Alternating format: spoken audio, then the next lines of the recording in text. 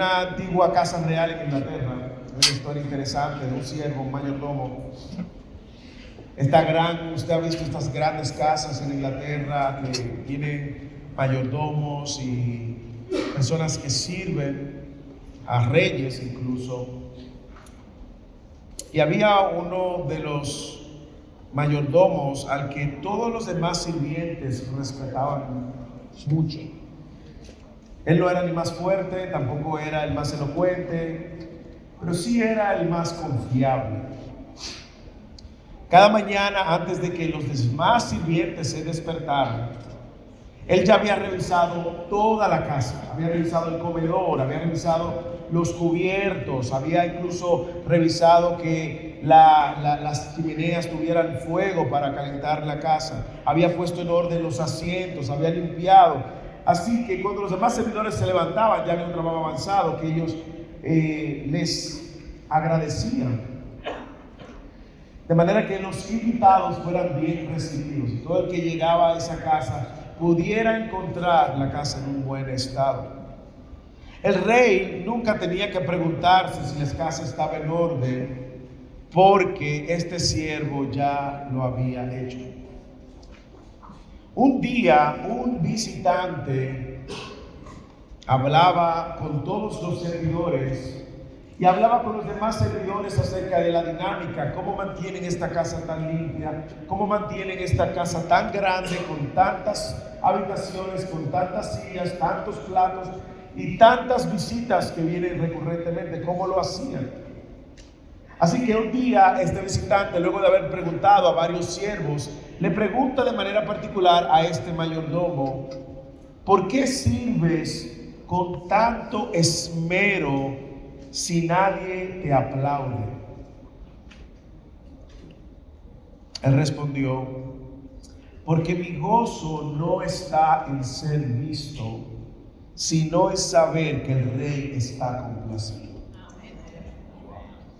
Y yo no sé si usted entiende dónde nos está llevando esta historia, pero sí nos está llevando a algo muy relacionado al texto que tenemos delante. Cuando se habla de siervos y cuando se habla de personas que están a cargo de la casa de Dios, ¿qué busca Dios en siervos para su casa? Bueno, Pablo nos da aquí una lista de cosas que nos queda muy clara. En 1 Timoteo capítulo 3, versículo 8 en adelante, Pablo deja claro que Dios busca el carácter, la conducta de los que sirven como diáconos en la iglesia de Cristo. Y yo quiero que en el día de hoy juntos naveguemos por estos versículos, porque de manera particular este texto y esta enseñanza busca equiparnos para suplir necesidad de algo que todavía Iglesia, al ser tan tierna, joven, no tenemos, que son diáconos y diaconisas. Así que el título del sermón en esta mañana va a la luz justamente de responder esta pregunta: ¿qué busca? ¿Qué espera Dios de un siervo de Dios?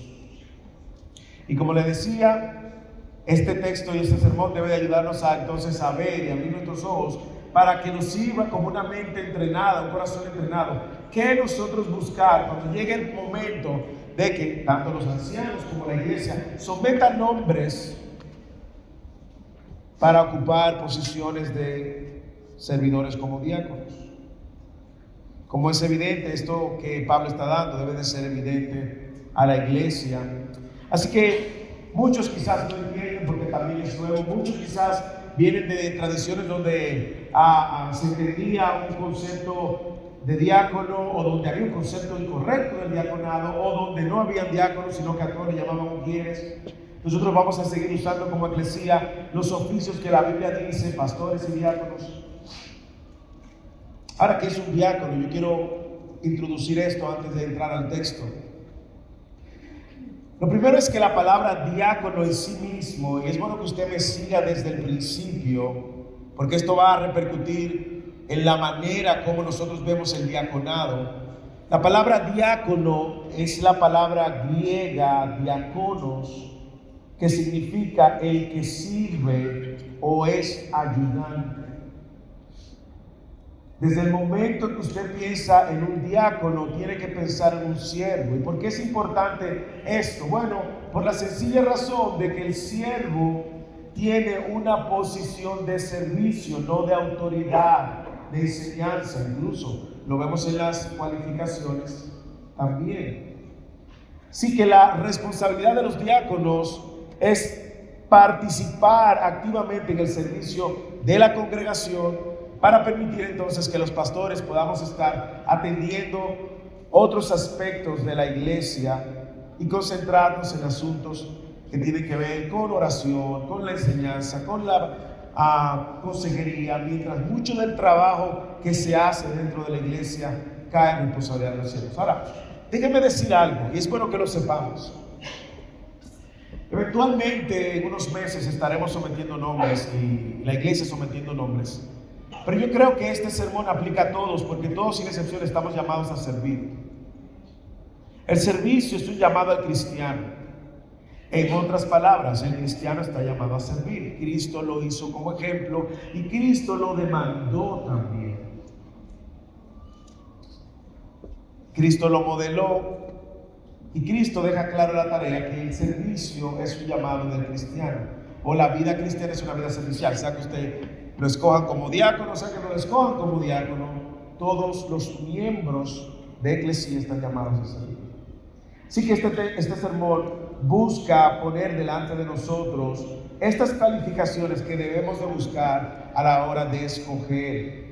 Como leyó el hermano Leomar, y quiero apuntarlos a la idea que quiero que usted retenga a la luz de este sermón, es que el oficio del diaconado exige y demanda a hombres y mujeres de carácter intachable que sirvan con fidelidad en sus hogares y en la iglesia, y que por su buen servicio sean dignos de estima y modelos de confianza para la comunidad de iglesia o de fe. Lo voy a repetir. El diaconado exige hombres y mujeres de carácter intachable que sirvan con fidelidad en sus hogares y en la iglesia, y que por su buen servicio sean dignos de estima y modelo de confianza para la iglesia, la comunidad de fe. Así que, ¿qué esperar de un siervo de Dios? Yo quiero, al igual que el sermón pasado, unos 5 características o 5 aspectos importantes. Yo quiero que veamos 5 también, y estas serían las 5 cosas que yo quiero que usted vaya conmigo navegando y viendo a la luz del texto. Primero, un comportamiento íntegro en los versículos 8 y 9. Segundo, una prueba de su testimonio, versículo 10. Tercero, una participación de las mujeres en el oficio, versículo 11. Fidelidad en el servicio en el hogar, versículo 12. Y confiabilidad en su servicio en la iglesia, versículo 13. Así que abróchese los cinturones, abra su Biblia, sígame con la Biblia, por favor. Ábrala en 1 de Timoteo capítulo 3 o enciéndala, y si la va a encender porque es un dispositivo digital, apague las notificaciones, no sea que usted se me distraiga y se me vaya por otro lado. Así que, ¿qué buscar? ¿Qué busca? ¿Qué espera Dios en un siervo de su casa, un siervo de Cristo? Un comportamiento íntegro, versículos 8 y 9. De la misma manera también, los diáconos deben de ser dignos de una sola palabra, no dados al mucho vino, ni amantes de ganancias deshonestas. Positivo. Empezó negativo, ahora positivo. Sino guardando el ministerio de la fe con limpia conciencia. Primero, Pablo enseña que los diáconos deben de tener de alguna manera estas mismas características que mencionaba de los ancianos o de los pastores. Sin embargo, es evidente que en estas características usted va a ver que no aparece nada relacionado a autoridad, ni gobierna la iglesia, ni enseña de manera autoritaria, se puede decir.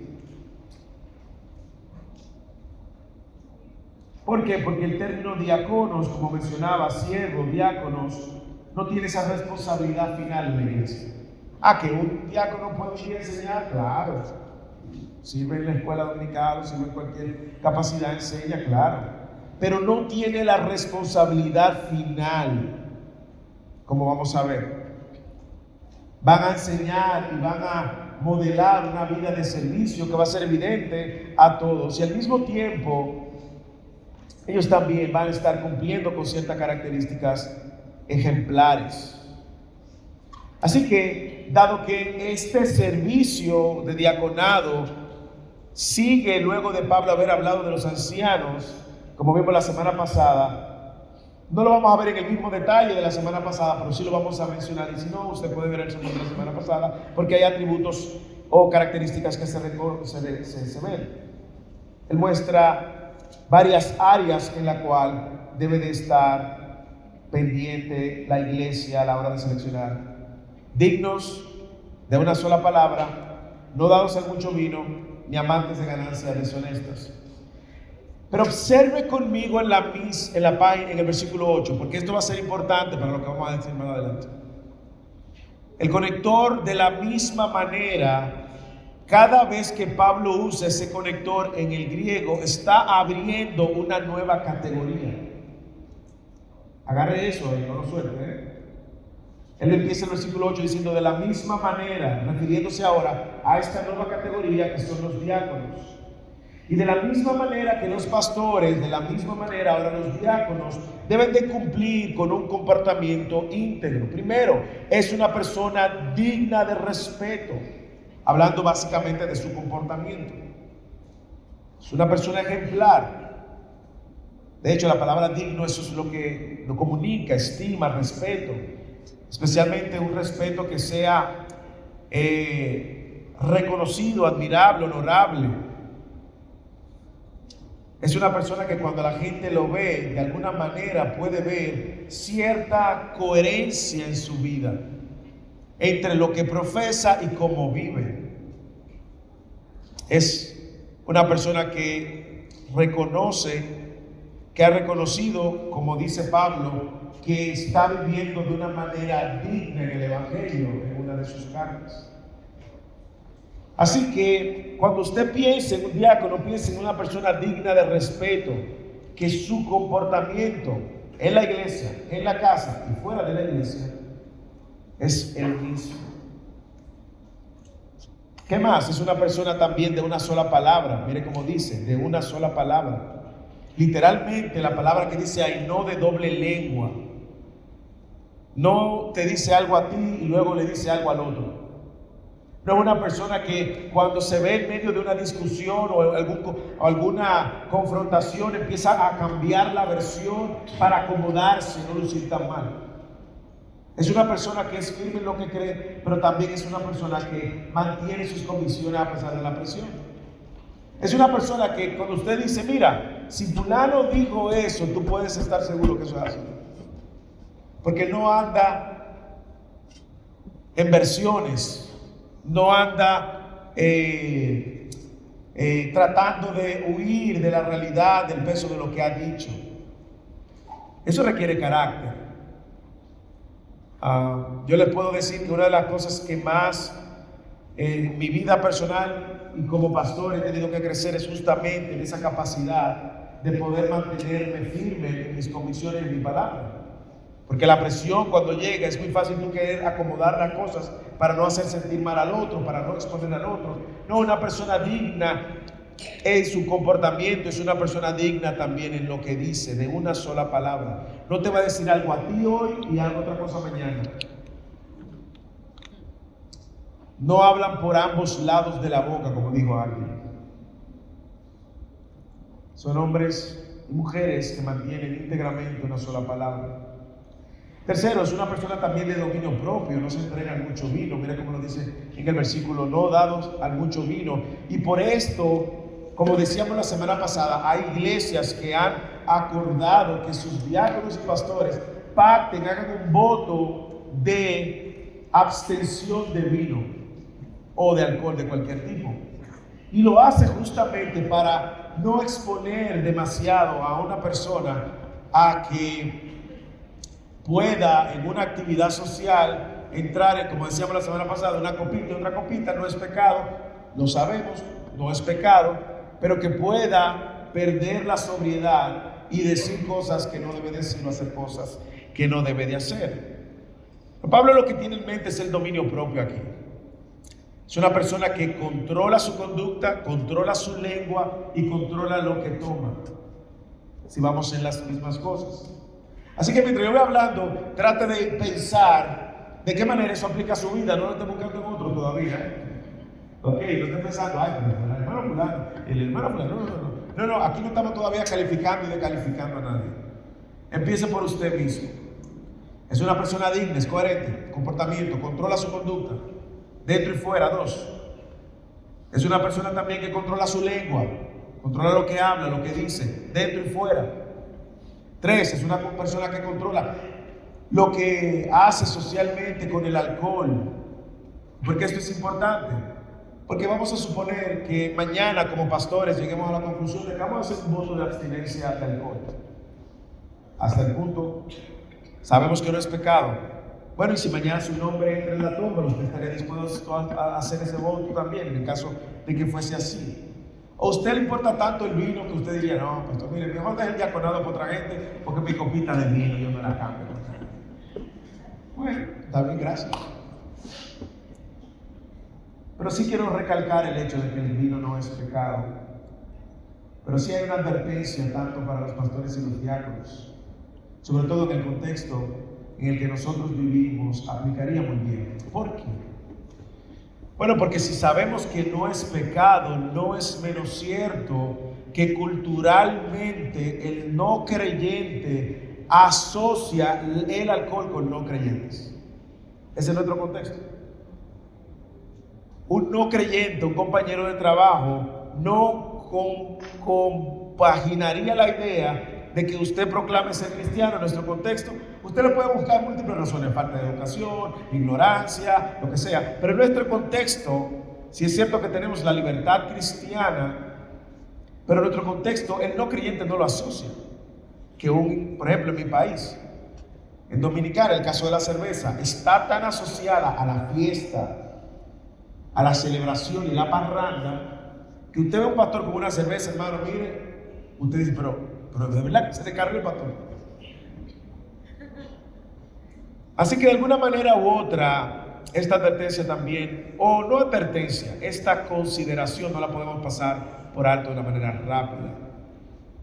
La libertad cristiana, de la cual Pablo nos habla también, tiene por encima la ley del amor, que dice que si tú sabes que esto, hacer esto, comer esto, es ocasión de caer, por amor a los débiles, abstente.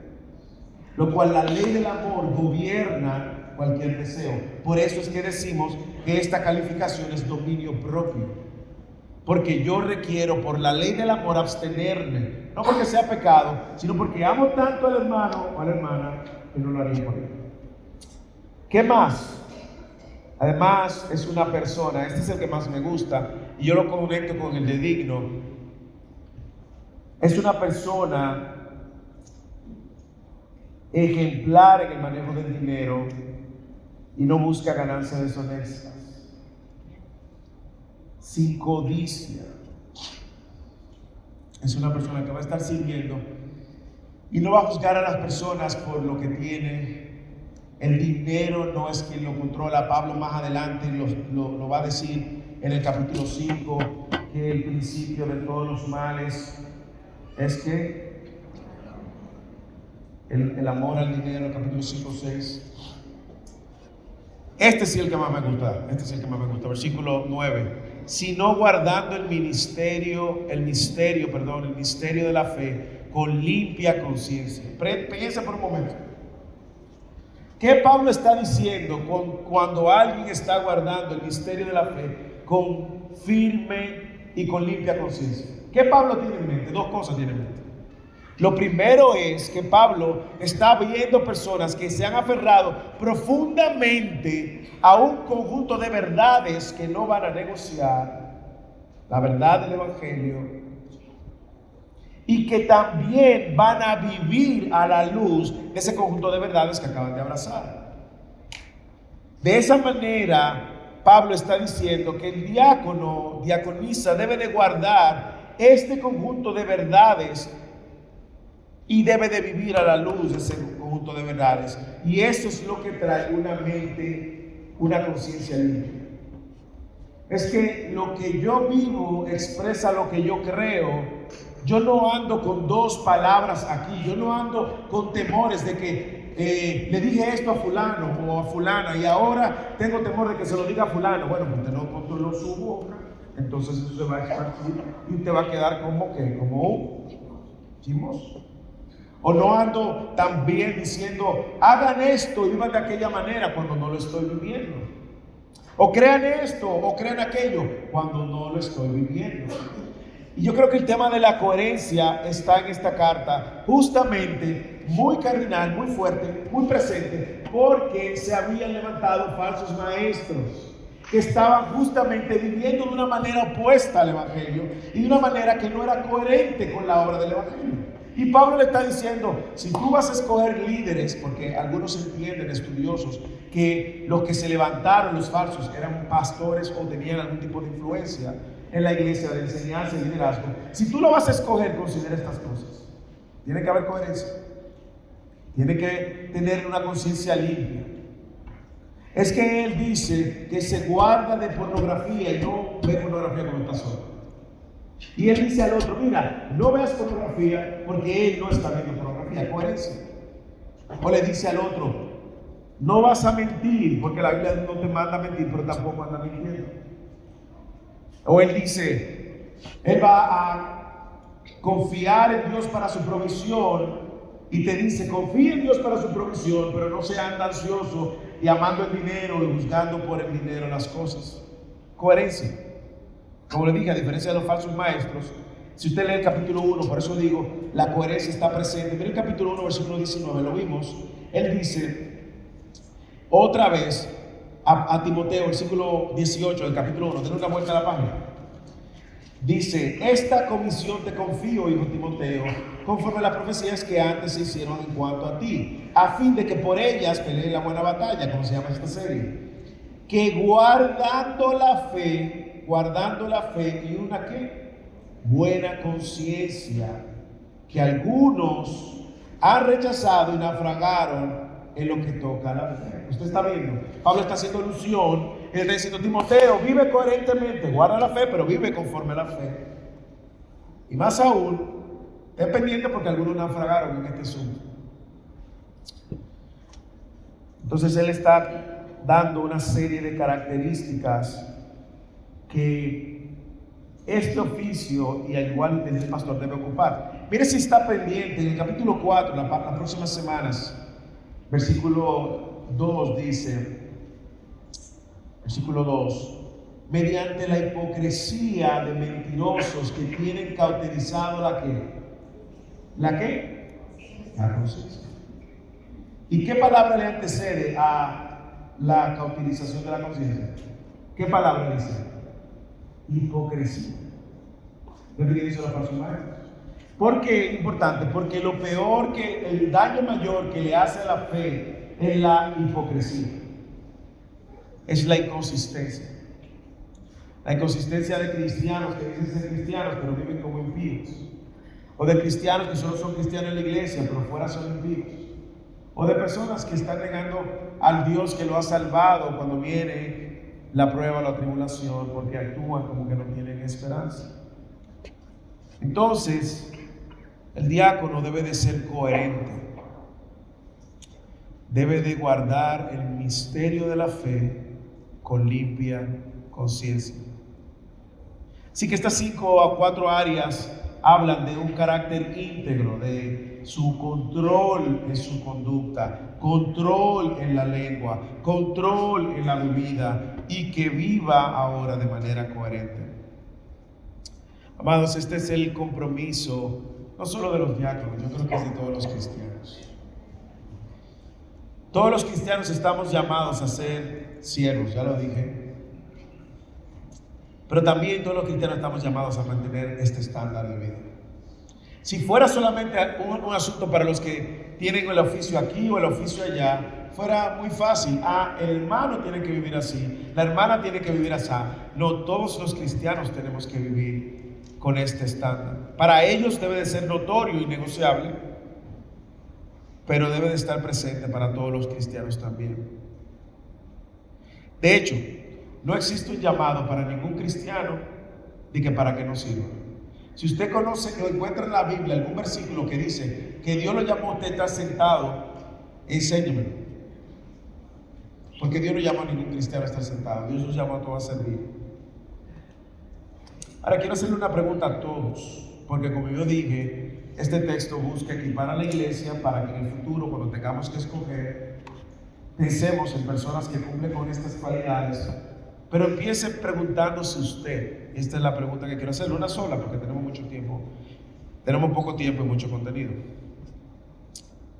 ¿Tú estás guardando tu fe con limpia conciencia? Esa fue la pregunta que yo me hice cuando estaba preparando ese sermón, lo anoté yo. Moisés Gómez, ¿tú estás guardando tu fe con limpia conciencia? Hermano, si usted al responder esa pregunta ve en su vida una doble vida, no se vaya a este lugar sin arrepentirse. Deje la hipocresía. Si usted de alguna manera está engañando a algunos por su hipocresía, no se vaya sin confesar su pecado. Si usted está engañando a alguien, a su cónyuge, viviendo una hipocresía, no se vaya o aproveche esto y confronte su propia manera de vivir. Hermanos, porque no es cosa ligera que un cristiano viva de hipocresía, viva de una manera hipócrita. ¿Por qué? Porque si usted tiene una doble vida, una aquí, una en su trabajo, una aquí o una afuera, es bueno que usted sepa que con quien Jesús fue más contundente fue con los fariseos, a quien llamó varias veces como hipócritas. Porque Jesús no quiere nada con los hipócritas.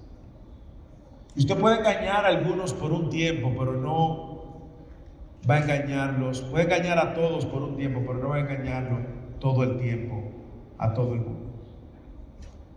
Por lo tanto, que esa pregunta caiga en su corazón con el fin de examinar su corazón, examinar la manera como vive su fe. Segundo, ¿qué busca Dios? Un comportamiento íntegro, pero también una prueba de su testimonio. Versículo 10. Que también estos sean sometidos a prueba primero, y si son irreprensibles, que entonces sirvan como diáconos. Lo cual, qué bueno, qué sabio, cuánta sabiduría. Eventualmente en el futuro, cuando se sometan los nombres, que usted somete, que los ancianos, los pastores sometamos, van a tener un tiempo para ser puestos a prueba.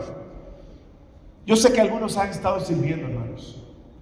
Y yo quiero llamar la atención a todo el que está sirviendo. Quiero darle gracias a Dios por cada uno de ustedes.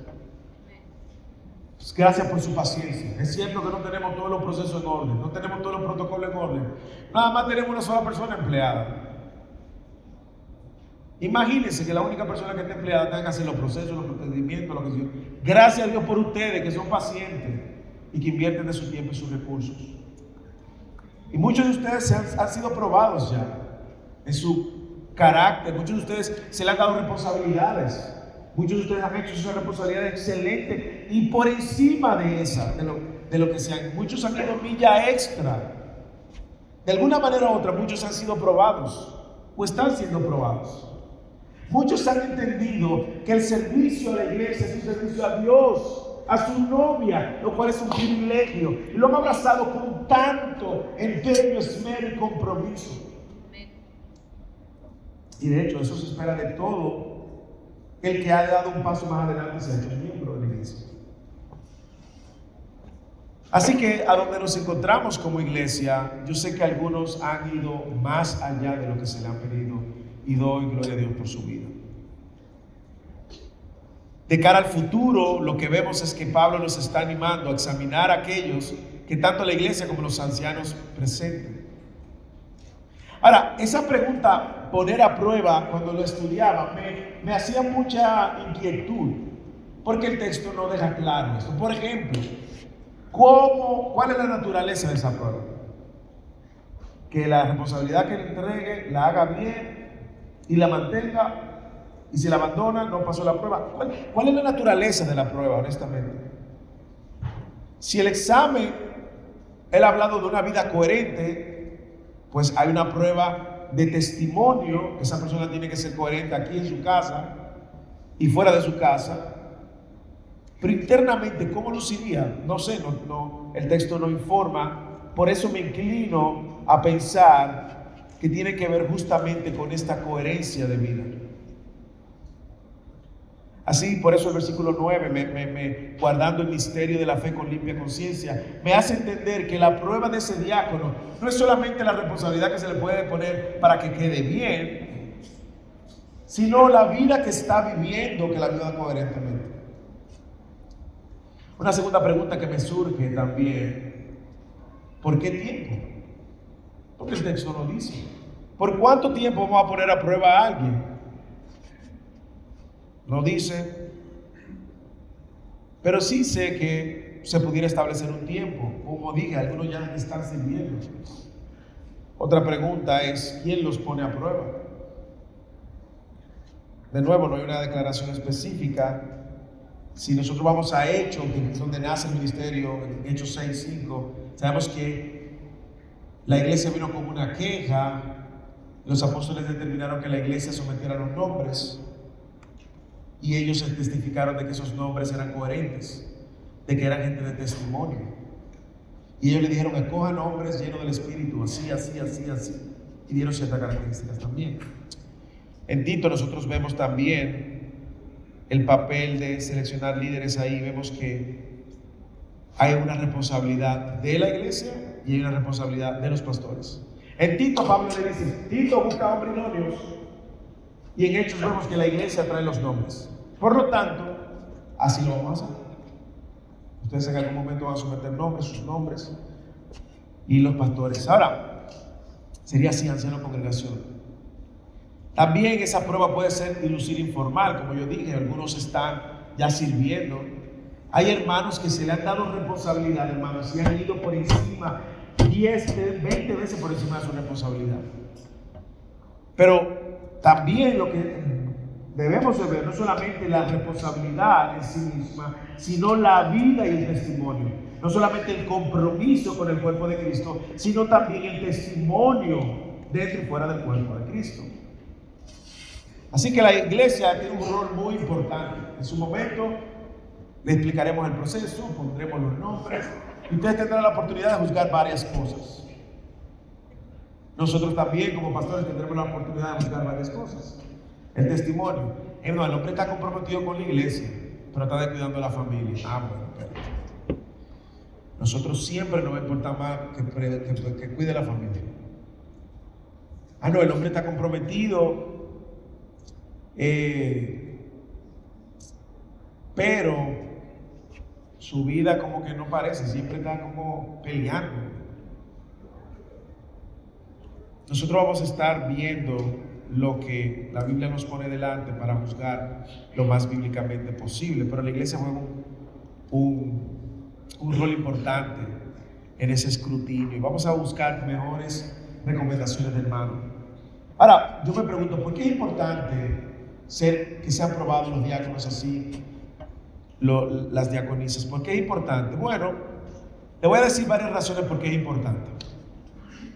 Lo digo ahora y prepárese, porque eso lo vamos a ver. Primero, porque va a mostrar las motivaciones. Probablemente puede que exista en medio nuestro personas que están sirviendo porque quieren una posición. Pero la motivación no es correcta entonces. Si el que está sirviendo es para que mañana lo escojan, no está bien la motivación. Usted y yo estamos llamados a servir, nos escojan o no nos escojan, porque le servimos al cuerpo de Cristo, hermano, a la novia de Cristo. Usted y yo no estamos aquí para buscar una posición y vernos por encima de nadie. Todo lo contrario, el diácono es un siervo que va a servir incondicionalmente, indistintamente, intencionalmente y sacrificialmente. También es importante ponerlo a prueba para ver su irreprensibilidad, como él lo manda, para ver su consistencia, ver si vive lo que cree.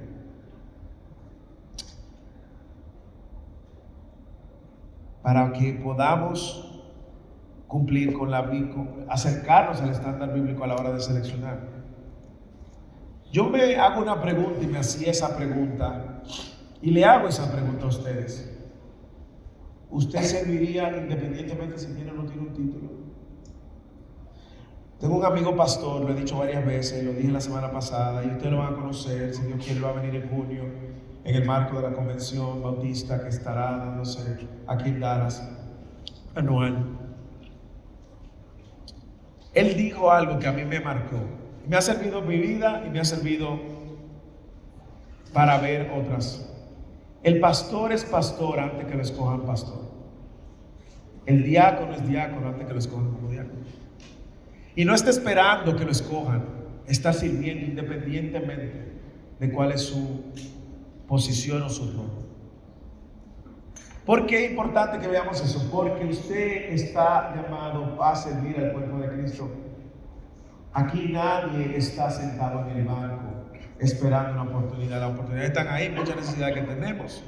Tenemos necesidades en todas las áreas, tenemos necesidades en multimedia, el que sabe algo de multimedia, acérquese al equipo, tenemos necesidades en el área de niños, en childcare, en seguridad, en logística, en montaje, en desmontaje. Tenemos necesidades, muchas, créanme, muchas. Y muchas veces esta etapa que nosotros estamos sirviendo me hace reflexionar en muchas ocasiones cómo Dios va probando a través de esta necesidad y de lo incómodo de montar y desmontar cada semana el corazón de sus siervos también. ¿Usted serviría independientemente si es en una posición importante o no? ¿O usted serviría solamente en una posición importante? ¿Qué busca Dios? Un comportamiento íntegro, una prueba de su testimonio, una participación de la mujer en el oficio. Y aquí yo sé que voy a romper un poco de algunos paradigmas y estoy preparado para hacerlo en humildad, pero muy gozoso de hacerlo. ¿Por qué? Porque en algunos contextos crecemos con la idea que la mujer no puede ser diaconisa, y vine preparado para argumentar la posición de que sí. Lo primero es por el oficio en sí mismo, no es un oficio de autoridad y de responsabilidad de enseñanza, ¿verdad? Como hablamos. Pero lea conmigo, usted recuerda lo que le dije del versículo 5, en la estructura del capítulo, cuando Pablo dice, y de igual manera, Pablo está viendo una categoría. Lea conmigo el versículo 11, de igual manera, ok, aquí está, la estructura gramatical en griego que da paso a que lo que él está diciendo es también una categoría. De igual manera, las mujeres deben de ser dignas, no calumniadoras, sino sobrias, fieles en todo. Lo primero que yo quiero que usted sepa es la transición. Es la misma transición que él usó de diáconos, de pastores a diáconos, de la misma manera. Ahora vuelve y lo usa de la misma manera. Y una vez más, Pablo empieza a introducir una serie de requisitos coherentes con los hombres. Es importante que veamos esto. ¿Por qué? Porque lo que voy a decir en lo adelante hace coherencia con el modelo de mujeres diaconisas. Pablo enumera una vez más una serie de requisitos. Luego de haber presentado, como lo hice en el 8, en el 11, esta nueva estructura, es la manera de separar, como dije, una categoría de otra. Y como dije, existe un debate por esta palabra, las mujeres. Yo quisiera tener una pizarra aquí para explicarlo un poquito más, pero déjeme decirle algo. La palabra mujeres en griego, a mí no me gusta usar la palabra griego, al menos que no tenga una palabra, lo aprendí de un profesor. Por dos razones. Primero, porque cuando yo le digo una palabra en griego, usted me tiene que creer, porque le estoy usando una palabrita chula, diferente, dominguera. Y por eso mi profesor de griego me dijo, no use griego si usted no lo va a explicar. Mejor diga lo que dice el sentido, y eso lo hago. Y cuando lo tengo que usar, menos que sumo. En esta ocasión la voy a tener que usar. La palabra griega que aparece ahí es la palabra giné, que se usa para traducir esposa y mujer. Esposas y mujer. Está en plural. ¿De acuerdo? Así que por eso usted va a ver que en algunos contextos creen y entienden, y lo respeto, que está refiriéndose a las esposas de los diáconos. Sin embargo, usted sabe a partir de cuándo empezó el debate. Con la traducción King James Version. La traducción King James Version, que es la traducción más respetada. En el 1611, la King James Version tradujo "y sus mujeres", refiriéndoles a las esposas de los diáconos estas cualificaciones. Déjeme decirle toda la atención que tiene eso. Así que la King James Version y alguna traducción, creo que la Nueva Traducción Viviente también pone sus esposas. A partir de la King James Version es que empieza a usarse esto como una categoría adjunto. De hecho, esa frase que aparece ahí en griego de 1 de Timoteo no contiene el pronombre posesivo sus esposas. ¿Me está siguiendo? Para que nos quede claro, y cuando tenga que escoger, escoja con una conciencia limpia. Le explico otra vez. La palabra guiné, mujer es esposa. La King James Version es la primera que añade sus esposas. No existe en griego, que es el genitivo, es un modo verbal posesivo, no existe sus. Por lo tanto, la traducción más fiel no puede ser sus esposas, porque el sus no está. Lo segundo, de igual manera, abre una nueva categoría gramaticalmente. Lo que Pablo está diciendo, aquí tengo otra categoría. Síganme. No puede ser traducción fiel si no dice sus esposas, no está posesivo. Es una adición al texto. De hecho, traducciones antes de la King James Version, la traducción, por ejemplo, la Vulgata, Latina y otra, tradujeron ese pasaje las mujeres, no tradujeron sus esposas. Es decir, antes de la King James Version, las traducciones no incluían el sus. Todo es esto importante. ¿Por qué? Porque, primero, si las anteriores no la tradujeron, si en el griego no está sus, y además, si la posición no es una posición de servicio, de autoridad, perdón, sino de servicio, ¿cuál es el problema con que una mujer sea diaconisa? Usted va a encontrar que el problema ha sido mayormente cultural y tradicional, pero no bíblico. Eso lo voy a demostrar, lo voy a seguir demostrando. Si el diaconado en sí mismo es una posición de servicio y no de autoridad, ¿por qué excluir a la mujer si si el texto no lo excluye?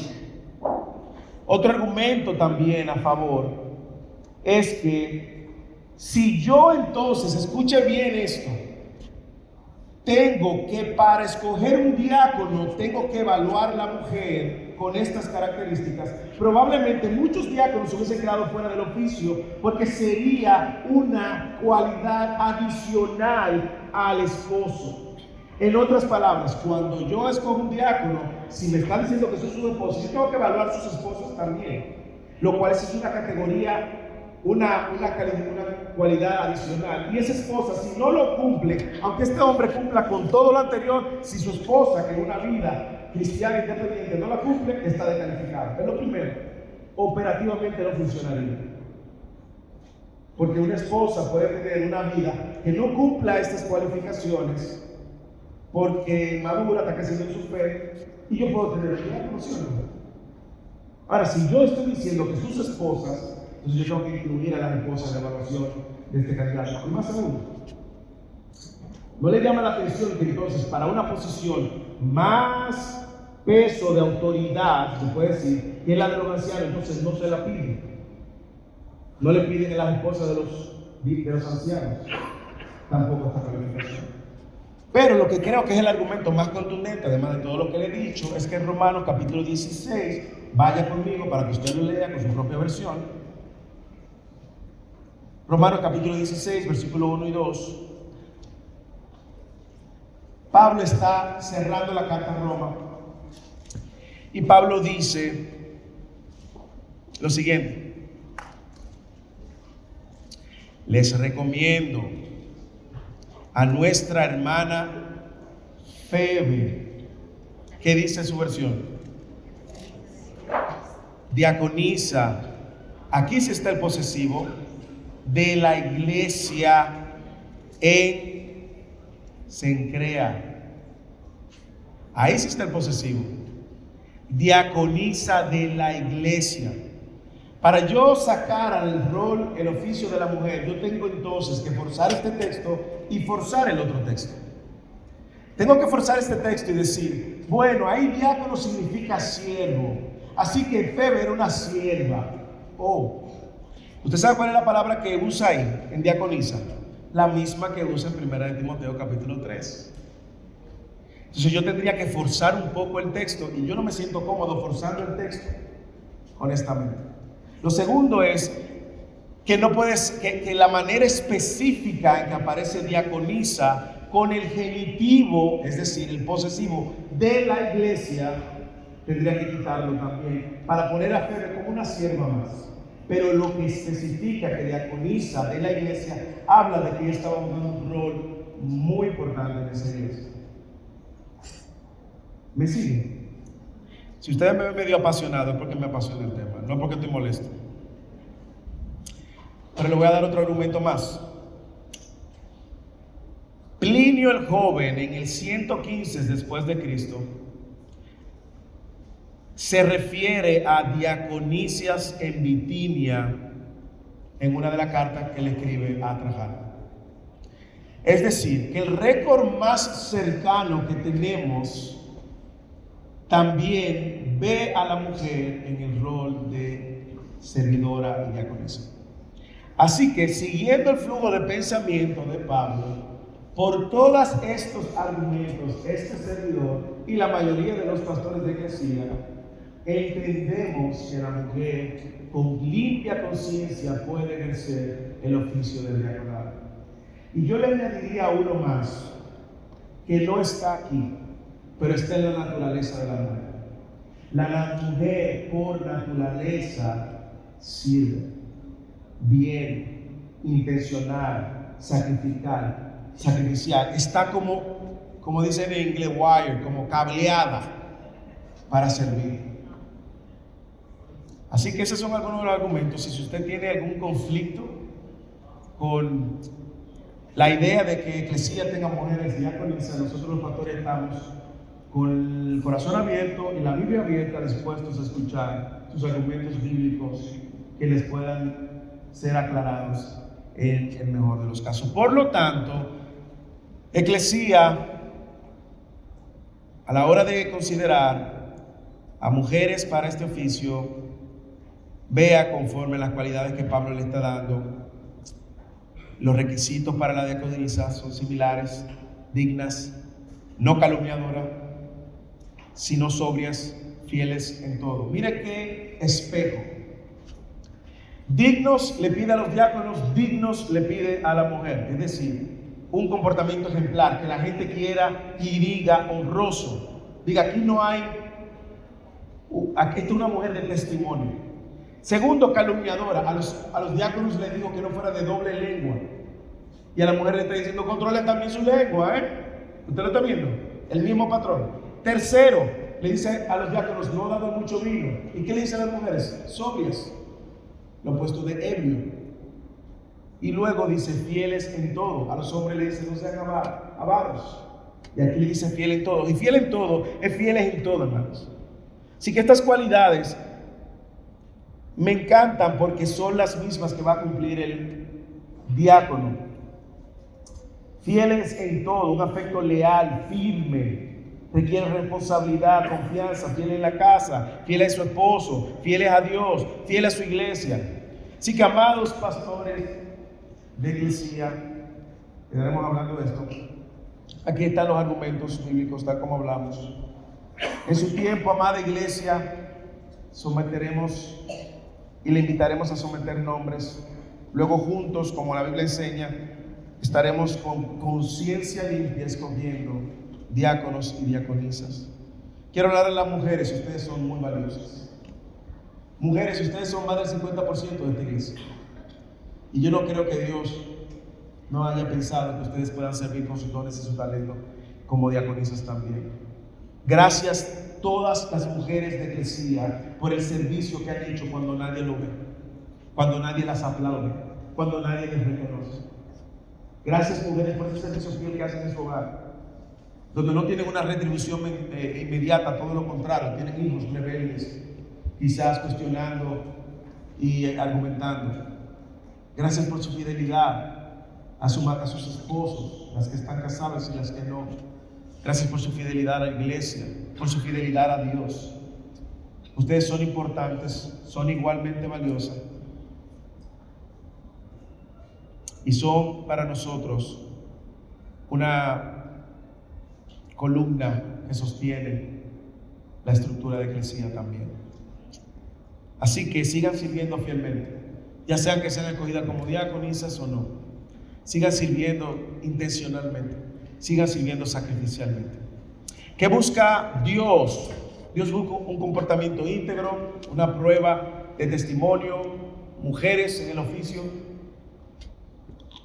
fidelidad en el servicio en el hogar. Algunos entienden aquí que Pablo como que está cerrando, dice, se me quedó algo. Y dice que los diáconos, y vuelve a los diáconos, dice, sean marido de una sola mujer y que gobiernen bien a sus hijos y sus propias casas. ¿Ok? Así que de hablar de las diaconisas, Pablo vuelve a los diáconos, como que dice, déjame decir unas pocas palabras más a los diáconos también. Déjeme aclararle, afirmarle algo que le dije a los ancianos también. Al igual que el pastor, se espera que el diácono sea fiel, que sea marido de una sola mujer, que gobierne bien su casa, empezando por su esposa, luego por sus hijos. Y como vimos, esta era una cualidad muy admirada también. Estas cualidades, los griegos y greco-romanos veían a los funcionarios con la importancia de ellos también cumplir con este estándar, y el estándar de la iglesia no debe de ser menor. El punto de Pablo aquí es, de nuevo, que alguien que quiere ya sea liderar o liderar con el servicio, servir, debe saber cómo liderar a su familia de una manera que promueva esta armonía entre los miembros. Y lo voy a decir como lo dije con los pastores. La semana pasada yo dije que el liderazgo pastoral, el ministerio pastoral empieza en la casa. Igualmente, el ministerio de diáconos empieza en la casa. Los que conocen y han conocido la filosofía de eclesía, nosotros nos importa más la gente que lo que la gente hace. ¿Necesitamos lo que la gente hace? Sí. Pero si tenemos que escoger entre su vida espiritual y lo que usted hace, vamos a escoger su vida espiritual. Porque lo que usted hace es bien importante, pero lo que usted es más importante. Y Pablo lo tiene claro. Pablo pone en orden la prioridad. Porque nada, escuche, nada. Puede ser iglesia, puede ser trabajo, puede ser proyecto personal, puede ser estudios. Nada que ponga en riesgo el diseño de Dios viene de Dios. Dios no se va a contradecir. Nada que ponga en riesgo el diseño de Dios viene de Dios. ¿Por qué? Porque podemos espiritualizar el servicio a la iglesia a costa de que nuestro hogar se esté cayendo en el suelo. Y no queremos eso en la iglesia. No queremos que, como decía la semana pasada, lo dije y lo quiero decir ahora en los servidores diáconos, no les seamos infiel a nuestras esposas, a nuestros hijos, con la novia de Cristo que es la iglesia. No.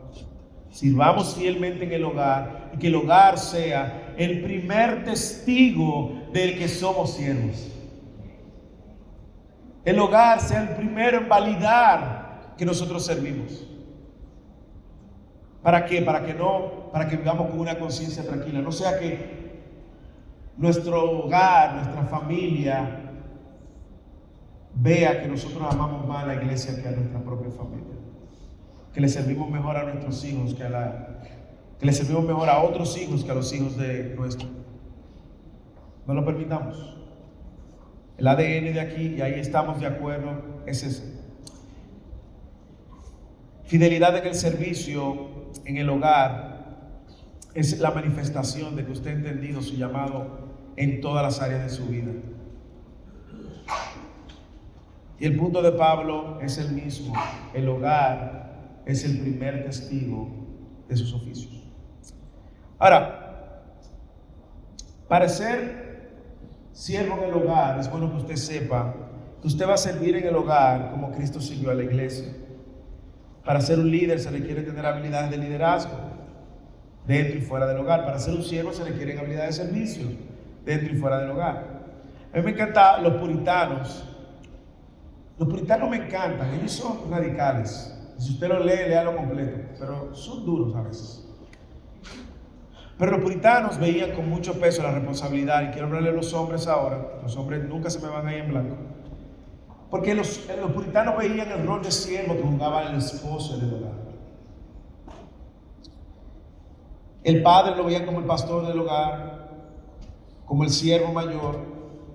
Ellos veían el hogar como una escuela de piedad. El culto familiar era central para la vida cristiana. La madre es una compañera espiritual activa. Así que los puritanos veían con mucho peso, tanto para el oficio de pastor y como de siervo, el rol que usted juega dentro del hogar. Como decía al principio, no busque a otro, no mire hacia afuera, piense usted. Piense usted y piense si usted está sirviendo bien en su hogar. Usted dirá, pastor, no lo he hecho bien, necesito ayuda, venga, que nosotros estamos dispuestos a ayudarle. Usted dirá, bueno, pastor, necesito crecer en esta área, venga, que le estamos dispuestos a ayudarle. Pero la responsabilidad de servir en el hogar primero es muy evidente en este texto y en el anterior. Richard Baxter, uno de esos puritanos que era bien interesante de leer, él escribe un libro, se llama El Pastor Renovado en español. En inglés se llama The Reformed Pastor. Y él dice, dirige bien a tu familia, sírvele bien, que cada uno en su casa sea enseñado, amonestado, gobernado como conviene. Porque el que no puede gobernar su propia casa, ¿cómo cuidará la iglesia de Dios? El que no sirve bien en su casa, ¿cómo le va a servir a la iglesia de Dios? Así que la fidelidad del servicio en el hogar es el llamado que todos tenemos por delante. Finalmente, en los últimos minutos, que busca a Dios en un siervo, un diácono, una diaconisa, un comportamiento íntegro, una prueba de testimonio, participación de las mujeres y esta fidelidad en el servicio en el hogar y confiabilidad en el servicio a la iglesia. Mira el versículo 13, qué hermoso. Pues los que han servido bien como diáconos obtienen para sí una posición honrosa y gran confianza en la fe que es en Cristo Jesús. Qué hermosas palabras. Lo cual es evidente que hay gente que va a servir bien, hay gente que va a servir mal. Pero lo que ha servido bien, ¿qué manera de Pablo concluir esta lista de requisitos? Servir bien, hacer bien al cuerpo de Cristo y a su familia. Por eso el punto de oración y la idea central del sermón incluye a la familia. No me diga que usted va a servir bien aquí en la iglesia si usted no está sirviendo bien dentro de su casa. A mí me encanta porque él cierra esto hablando de este llamado que tiene el diácono y diría todo el cristiano de servir bien. Recuerde que los falsos maestros habían afectado, destruido el punto de vista de los líderes dentro de la iglesia, y Pablo está tratando de restaurar esto dentro de la iglesia, y esa misma confianza se tiene que mantener hoy. Los diáconos que sirven bien se les prometen dos cosas: una posición honrosa y una confianza en la fe.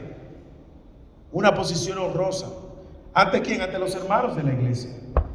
Un hermano, una hermana que ha servido fielmente y bien, usted va a escuchar siempre a los demás hermanos hablando bien de esa persona, teniéndole en estima. Un respeto natural al que sirve con integridad y sinceridad. Y no solamente aumenta la reputación, que no es lo importante, usted no sirve bien para que le digan, wow, pero ese hombre es honroso. No. Lo segundo es más importante: gran confianza en la fe que es en Cristo Jesús. Ese servicio humilde, ese servicio bíblico, ese servicio intencional, sacrificial, se convierte en un testimonio de fe, al punto que la gente dice: ese hermano, esa hermana es un hombre de Dios, es un siervo fiel. Podemos confiar en él, podemos confiar en ella. No tiene doble palabra, no anda calumniando, anda coherentemente, vive coherentemente. Ese hombre, esa mujer es alguien en quien usted puede acercarse, recostarse y crecer. Déjeme terminar con algunas aplicaciones. Lo primero, quiero dar gracias a Dios por cada uno de los voluntarios que en los últimos meses han sacrificado, han puesto sus recursos financieros, han puesto su tiempo, su energía, Gracias. Ustedes saben quiénes son. Y saben que la recompensa viene del cielo. Gracias por su paciencia. Porque en ocasiones, como estamos todavía construyendo, hay cosas que no están desarrolladas y se desarrollarán eventualmente. Gracias por no juzgarnos por las cosas que faltan, sino por convertirse como parte de la solución.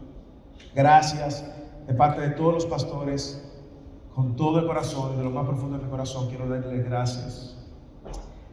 Quiero también dar gracias a Dios por Eddie López. Es el único diácono que tenemos. Y por su esposa Rita, que aunque no es diaconisa oficialmente, yo creo y he creído de siempre desde que la conocí que es una diaconisa. Ella y ellos crecieron en un contexto donde no lo veían así, pero yo quiero dar gracias a Dios, Eddie y Rita, por sus vidas.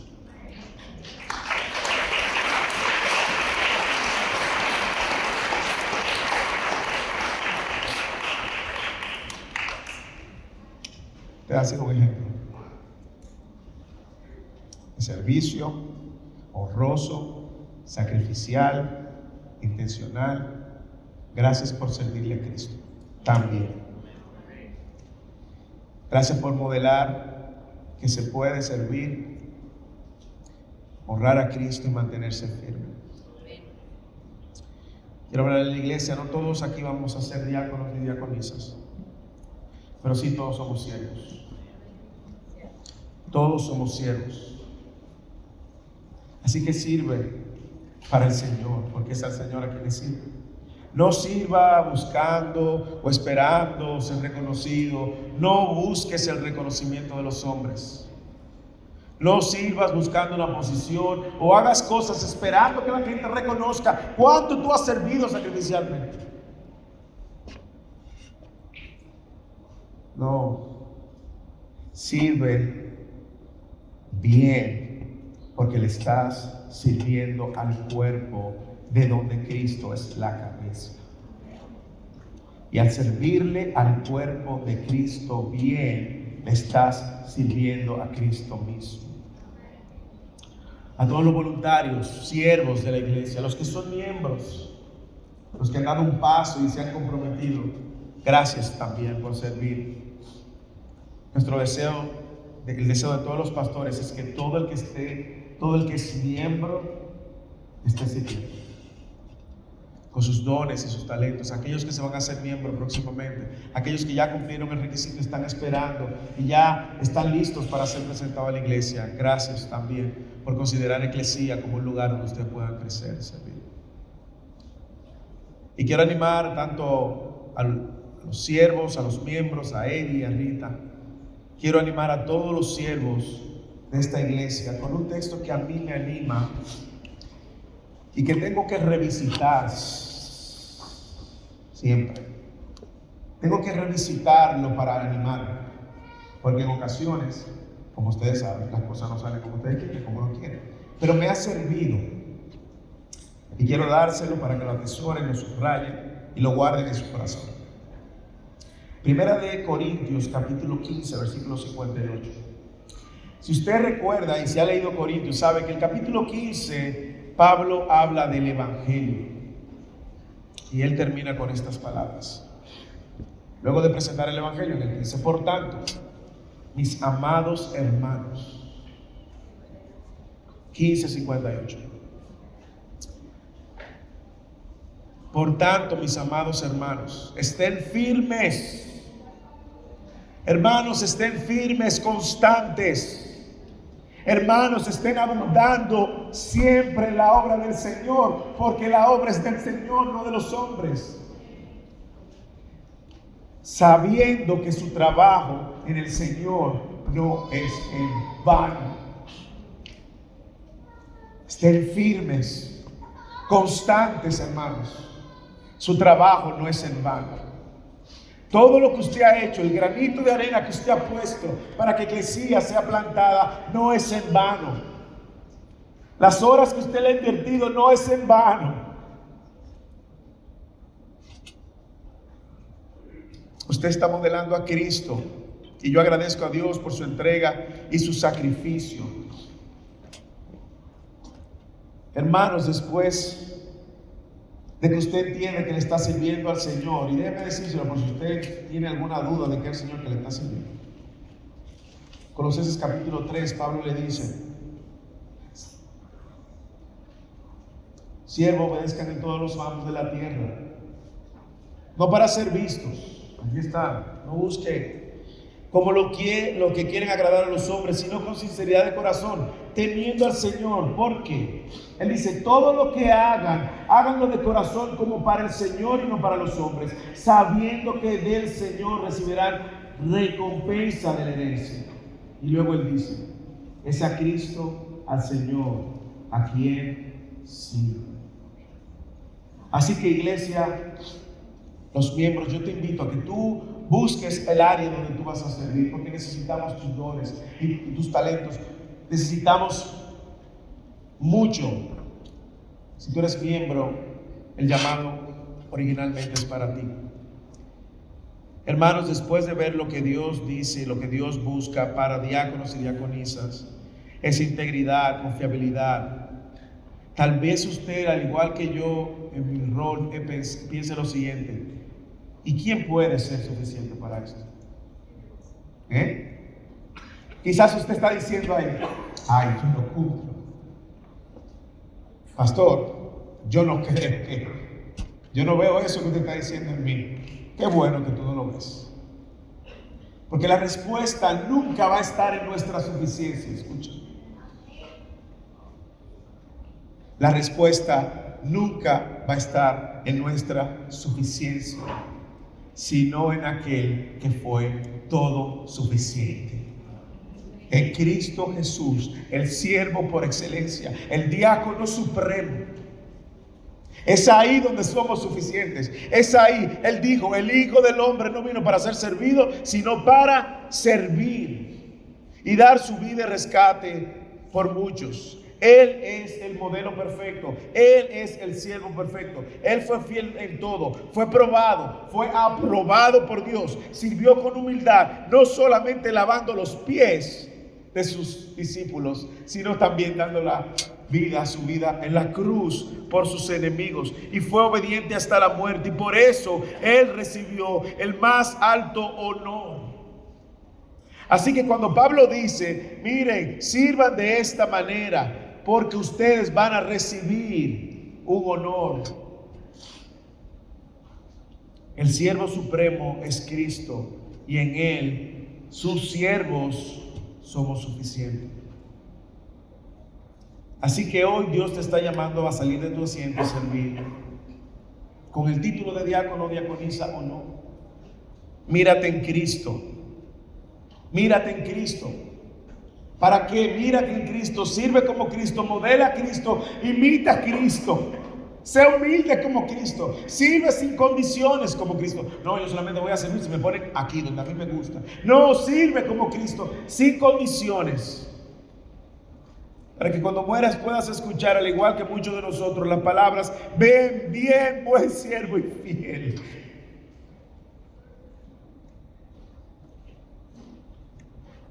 En lo poco me has sido fiel, en lo mucho te pondré.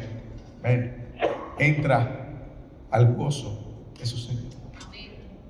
Si tú nos visitas hoy, es posible que tú, al igual que nosotros, conocemos muchísimos siervos que han fallado. Y no quiero animarte a poner la mirada en los siervos que te vamos a fallar, de alguna manera u otra. Que no vamos a llenar tus expectativas, de alguna manera u otra. Que no vamos a estar ahí siempre, de alguna manera u otra. Quiero apuntarte al siervo fiel. Si tú nos visitas hoy, quiero decirte que Jesús dio su vida. Si tú nos visitas, no tienes una relación con Cristo, Él dio su vida para salvar a aquellos y reconciliar con quien no tenía una relación. Si tú nos visitas y ves tu vida llena de pecado, Él vino a salvar a los pecadores como a ti, como a mí. Y Él te llama a arrepentirte y a creer por la fe que Él entregó su vida para rescate de ti. Iglesia, preparemos nuestros corazones para recordar de qué manera Cristo nos sirvió, dando su vida por rescate. Hoy vamos a tomar la mesa del Señor. Y mientras oremos, recordemos de qué manera Él nos envió.